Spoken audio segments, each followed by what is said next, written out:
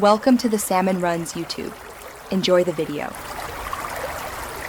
You'll start by ensuring you have a pro account and verified contact info so TikTok unlocks audience tools. Once done, open Creator Tools and tap Audience Insights to view current demographics and behaviors. Make sure to note age ranges, top countries, and active hours. These guide your targeting choices.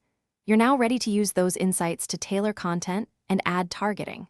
Next, you'll adjust content strategy and ad settings based on what you learned. Now you'll translate insights into action. Change captions, hashtags, and sounds to match the demographics you want to reach. Do this because TikTok's algorithm favors relevant signals. Once you have content aligned, schedule posts during peak hours shown in Audience Insights to increase reach. For paid targeting, create an ad group and explicitly set locations, age brackets, gender, and interest categories.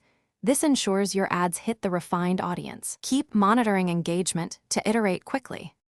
Finally, you'll validate changes through testing. Run a/B tests on 2-3 creatives and compare CTR and watch time to see which audience responds best. Make sure to check analytics daily for shifts in follower growth and performance by demographic, because small trends tell you what to scale.